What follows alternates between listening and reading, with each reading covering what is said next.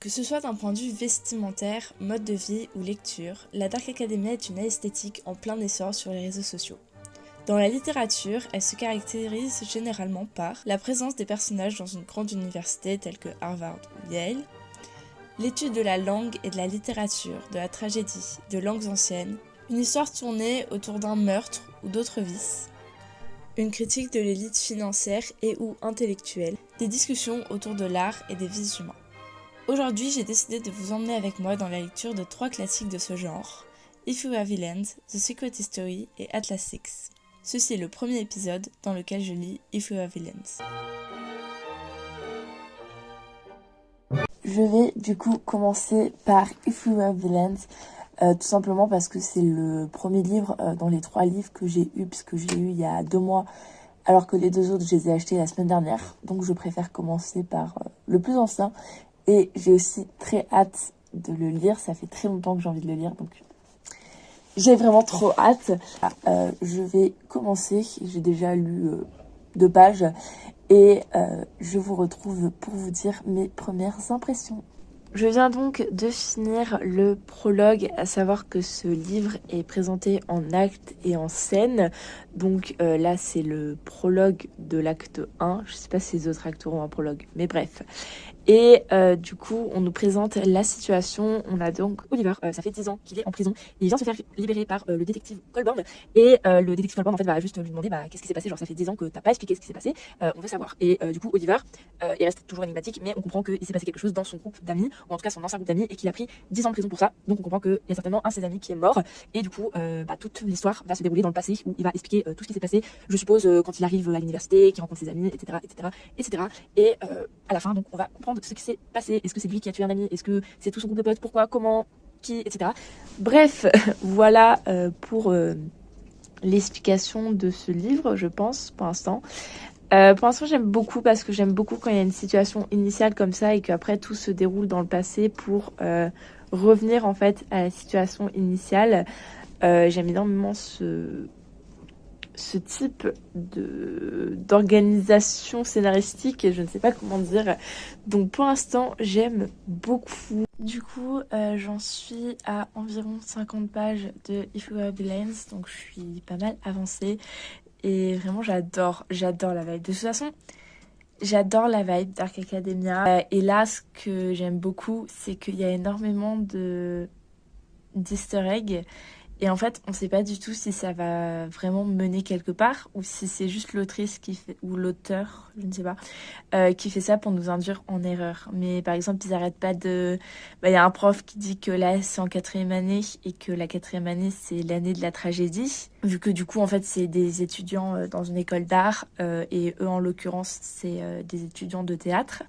Et donc, ils se préparent pour faire une pièce de théâtre de Shakespeare. J'aime beaucoup aussi toutes les références à Shakespeare. Du coup, ils auditionnent pour leur rôle, etc. Ils apprennent pour le théâtre. Et voilà, il y a énormément de trucs comme ça. La 4e année, c'est l'année de la tragédie. Tel personnage va mourir à l'acte 3, etc. Et je sais pas si c'est fait exprès pour nous induire en erreur ou si c'est fait exprès pour qu'on comprenne ce qui va se passer. Pour je sais pas, mais en tout cas j'adore, j'aime énormément la vibe, j'aime les personnages pour l'instant, je les aime beaucoup, j'aime beaucoup Oliver, j'aime beaucoup tous les personnages, j'aime beaucoup la vibe, j'aime beaucoup les descriptions et tout. Bref, je valide totalement ce livre pour l'instant.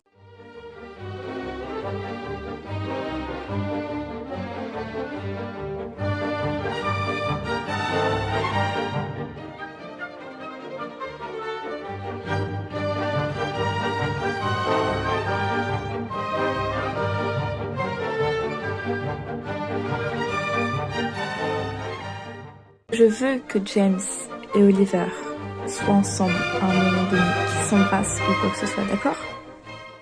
J'ai fini If You Were Villains. Faut que je vous explique ce qui s'est passé parce que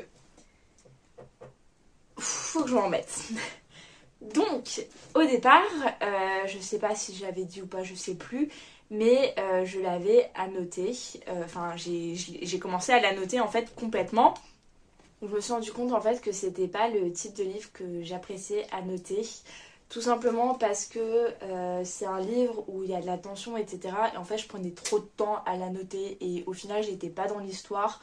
Donc, au final, je l'ai plus à noter complètement. J'ai continué de un peu la noter, mais très peu.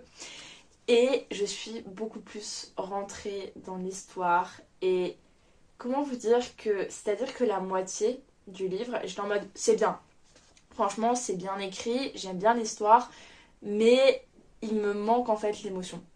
Il me manque le fait d'être au bord du suicide dès qu'il se passe quelque chose de grave. Voilà, il me manque cette émotion-là qui fait qu'on lit clairement pour nous détruire mentalement. Il me manquait ça. Même si j'adorais l'histoire, il me manquait ça. Et quand j'ai commencé à plus la noter, mais c'était plus du tout la même. Hein. Ah là là là là, non. Les personnages, tout de suite, ils se sont réveillés. Ils se sont réveillés d'un coma et ils étaient beaucoup plus vivants. Et j'ai juste, émotionnellement, j'étais beaucoup plus investie. Il y a quelque chose que j'ai dit dans les vidéos que vous avez vues avant. Ah, j'étais pas prête. Ah bah, j'étais pas prête. J'étais clairement pas prête. Mais vraiment, la fin était absolument incroyable.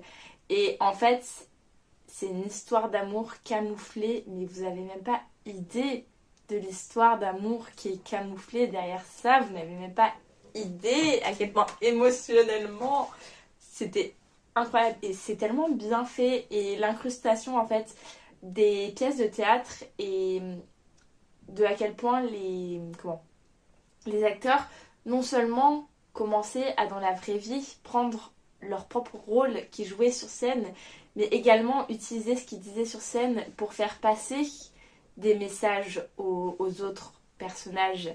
Et franchement, c'était absolument incroyable. J'ai adoré.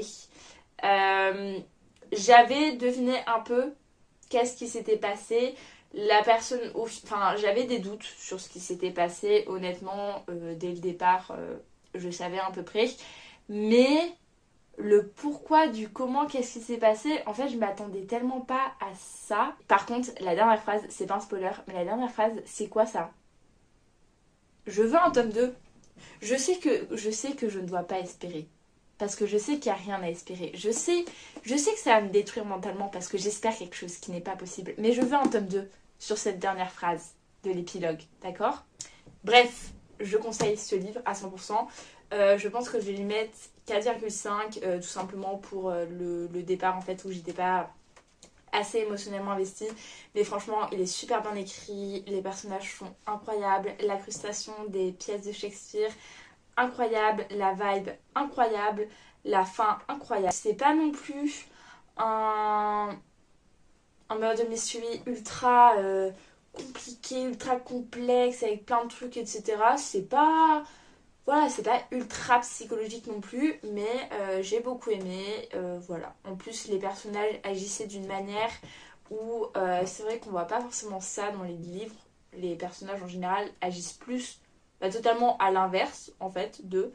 Donc franchement, j'ai beaucoup aimé. Juste que en fait, moi je pensais que si Oliver était en prison, c'est parce que tout le monde s'était entre guillemets légué contre lui. Euh, et bah qu'ils avaient ouais qu'ils s'étaient légués contre lui et qu'ils avaient tous dit c'est lui, ça s'est passé comme ça, c'est lui qui l'a tué parce que au bout d'un moment bah il se serait passé quelque chose qui aurait fait que tout le monde détestait Oliver et en fait non c'est Oliver qui se l'est fait à lui-même. Moi je m'attendais pas à ça, mais mon cœur qui voulait que Oliver et James soient ensemble, mon cœur a été satisfait, sauf quand j'ai appris ce qui s'était passé 6 ans plus tard. Là voilà. Mais la dernière phrase, ils n'ont pas trouvé leur corps, ils didn't found their body, ou quelque chose comme ça, me laisse espérer qu'il y aura une suite et que James ressurgira comme ça. Non, je ne suis pas mort. En fait, Richard non plus n'est pas mort. Bref, voilà, c'est tout pour If You Have Lens. Maintenant, on se retrouve pour le prochain livre.